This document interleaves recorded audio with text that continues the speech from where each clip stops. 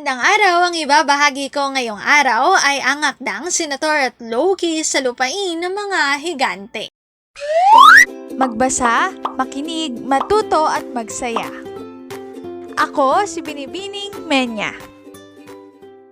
Handa na ba kayo? Tara na, umpisa na nating isa-isahin at pirapirasuhin ang mga detalyeng nakapaloob dito.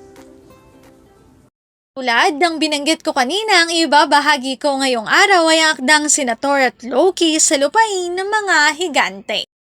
Sinabi ni Utgaro Loki, ngayong palabas ka na sa aking kuta, ipagtatapat ko sa iyo ang katotohanan. Kung ako ay mabuhay at may kontrol sa mga mangyayari, hindi mo na kailangang bumalik pa ritong muli. Sa aking salita ni hindi ka makapapasok dito kung alam ko lang kung gaano ka kalakas. Munti ka nang magdulot ng sa aming lahat. Ngunit, kita gamit ang aking mahika. Nung una tayong magkita sa kakahuyan, agad kitang nilapitan at nang tangkain mong alisin ang pagkakatali ng bag, hindi mo ito nagawa dahil binuhol ko ito ng alambre. Pagkatapos noon, mo ako ng iyong maso ng 3 ulit. Ang una ay mahina pero kung umabot ito sa akin ay na ako. Makita mo ang na tila upuan ng kabayo malapit sa aking kuta kung saan naroon ang 3 kwadradong lambak.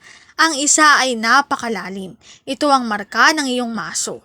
Inilagay ko talaga ang nahugis kabayo sa harap ng iyong mga pero hindi mo ito nakita. Yun din ang nangyari nang magkaroon ng paligsahan laban sa aking mga tagapaglingkod.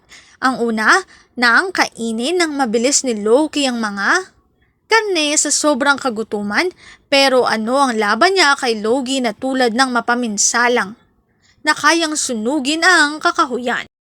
Si Thialfi na lumaban ng takbuhan sa tinatawag naming hugi, siya ay lumaban sa aking kaisipan. Walang makatatalo sa bilis ng aking kaisipan. Nung ikaw naman ay uminom mula sa tambuli, nakala mo na ikaw ay mabagal.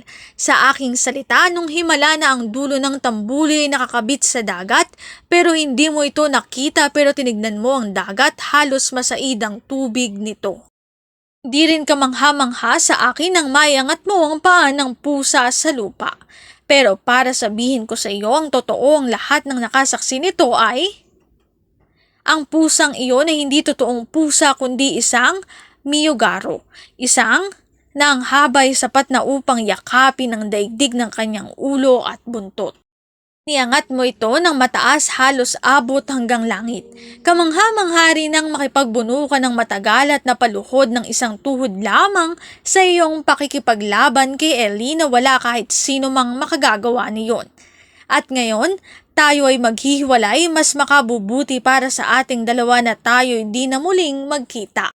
Pagpapatuloy ko ang pagtatanggol sa aking kuta gamit ang aking mahika o anumang paraan upang hindi manaigang iyong kapangyarihan sa akin. Nang marinig ito ni Thor, kinuha niya ang kanyang maso ngunit wala na si Utgaro Loki. Sa kanyang paglingon, wala na rin ang kuta kundi isang malawak lamang na kapatagan.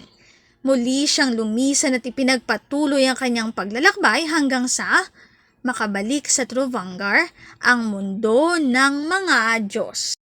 Ito na ang huli at ika-4 na bahagi ng akda. Ang link na ito ang aking sanggunian ng mga impormasyong nakatala sa bawat slides. Kung interesado kayo na magbasa pa, maaari niyong bisitahin ang website na ito. Senator at Loki sa lupain ng mga higante, huling bahagi. Dito na nagtatapos ang aking pagbabahagi. Sana ay marami kayong natutuhan. Muli, magbasa, makinig, matuto at magsaya. Ako si Binibining Menya. Paalam!